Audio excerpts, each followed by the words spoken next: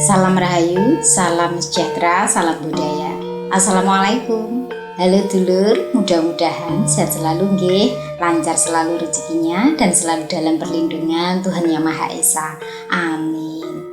Dulur, kali ini kita akan membahas mengenai kunci rahasia hidup tenang dan berkelimpahan.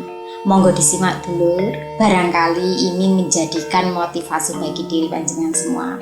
Wilujeng Rahayu, sugeng midhangetaken.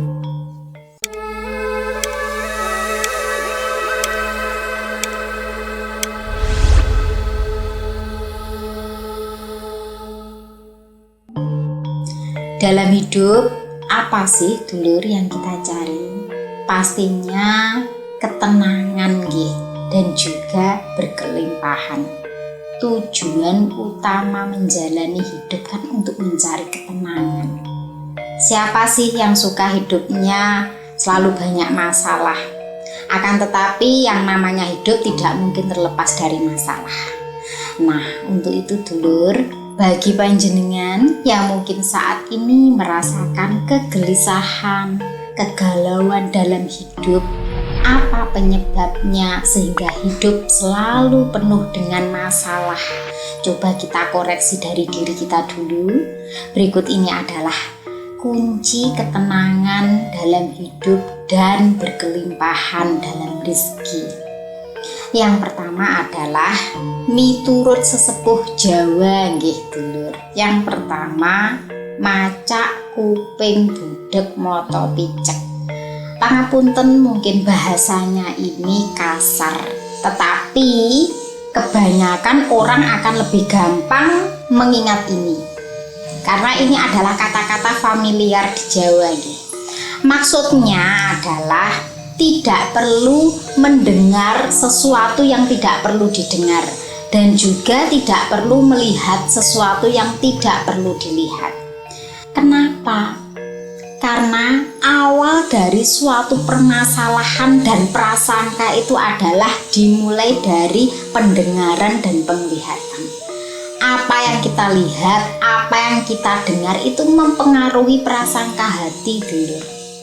Mohon maaf, kebiasaan suka menguping, suka mengintip, ini pasti akan berpengaruh pada pikiran dan juga hati.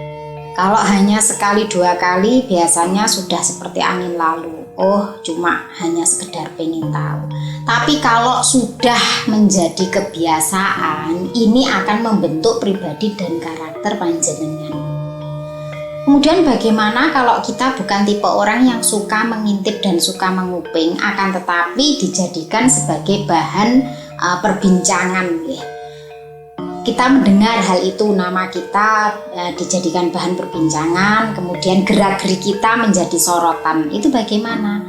Abaikan. Karena itu bukan masalah kita, itu masalah mata, pendengaran, dan hati mereka. Urusannya tidak dengan kita, urusannya adalah dengan hati mereka sendiri.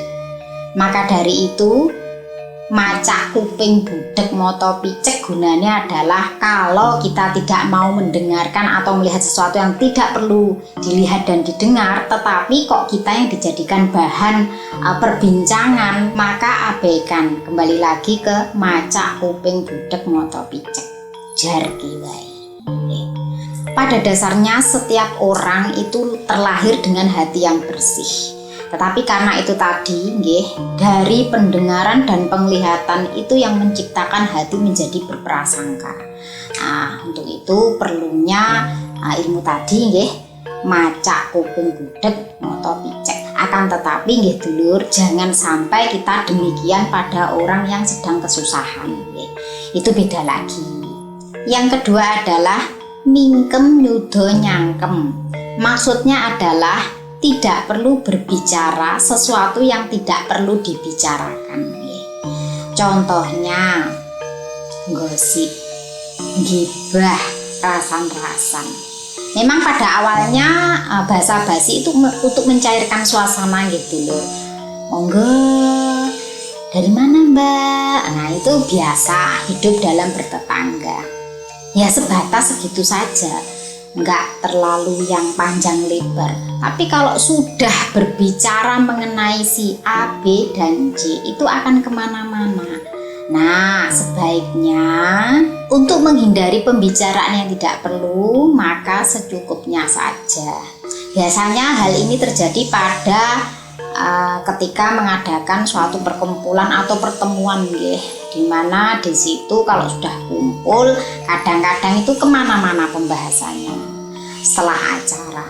Nah, untuk menghindari hal-hal tersebut lebih baik diam saja. Kalau sudah selesai apa wis perlune butuhe ya sudah pamitan saja. Kenapa demikian? Karena banyak sekali adanya pembicaraan yang tidak perlu itu dimulai dari suatu perkumpulan yang tidak perlu sebenarnya, dijadikan ajang untuk pergibahan.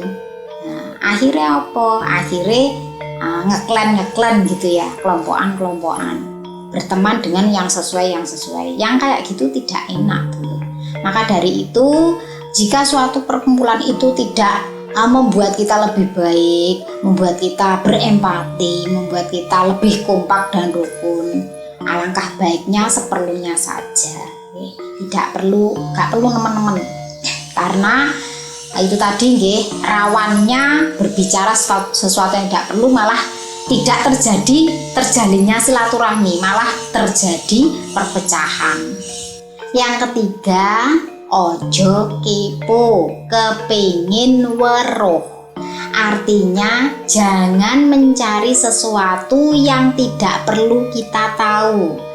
Ini berkaitan dengan mengurusi atau mencampuri urusan orang lain, Ada orang melakukan apapun selama itu tidak merugikan kita dan lingkungan, ya biarkan saja. Tidak perlu mencari-cari kesalahannya, tidak perlu mencari kekurangannya. Kita itu semua sama dulur, golek sandang pangan urip ayem, gak usah mengusik kehidupan orang lain.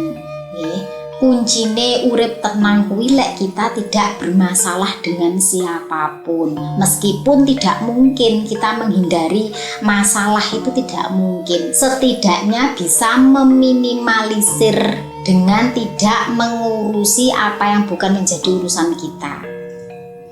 Dan yang terakhir, kunci hidup tenang dan berkelimpahan itu adalah syukuri sing wis ana, lalekno sing wis lunga. Artinya adalah terima dan syukuri yang sudah dimiliki, yang sudah ada. Karena dengan mensyukuri yang sudah ada, pada dasarnya adalah Anda sama dengan mancing rezeki dan kenikmatan hidup yang akan Anda terima selanjutnya. Lalekno sing wis lunga, artinya apa yang sudah pergi dari kita, orang ataupun benda yang sudah hilang, itu layaknya diikhlaskan. Tidak usah dipikirkan, tidak usah diingat-ingat lagi. Kita memberi ikhlas ya sudah, tidak perlu diingat lagi. Kita kehilangan seseorang, ya sudah, mungkin itu dijadikan sebagai pelajaran dan pengalaman, tidak perlu diingat-ingat lagi. Karena kalau kita mengingat apa yang sudah hilang dari diri kita, yang ada kita akan terganggu dengan masa lalu dan tidak fokus dengan masa depanmu. Pasti panjenengan menanyakan, loh kok bisa seperti itu hidup tenang dan berkelimpahan? Jadi gini dulur, ini konsepnya adalah ngersiki sing ning jero ati lan pikiran, cara membersihkan hati dan pikiran kita, di mana untuk memperbesar wadah kita dan menampungnya. Nah, untuk menampung sesuatu hal yang positif, maka kita harus membersihkan sesuatu yang negatif pada diri kita. Dengan membersihkan hati dan pikiran kita sama dengan membersihkan wadah rezeki kita. Rasa lega dan bersyukur, tidak memikirkan sesuatu yang tidak seharusnya kita pikirkan, itu akan mudah sekali membuka peluang untuk menangkap rezeki sebanyak-banyaknya. Kalaupun tidak berkelimpahan secara materi, tapi hati panjenengan ini akan lebih lapang, menerima segalanya itu sangat mudah. Kesehatan, kebahagiaan, ketentraman itu akan panjenengan rasakan. Bagi panjenengan yang sudah menerapkan ini minimal 1 tahun minimal itu panjenengan akan bisa merasakan dampak atau efeknya. Ini butuh kelapangan hati, keluasan pikiran, dan juga pendalaman batin gitu untuk bisa merasakan efeknya. Saya rasa semua orang bisa melakukan hal ini. Pokoknya telaten lan sabar. Percaya bahwa rezeki itu tidak akan tertukar. Saya Fitri Ika, salam rahayu, wassalamualaikum warahmatullahi wabarakatuh.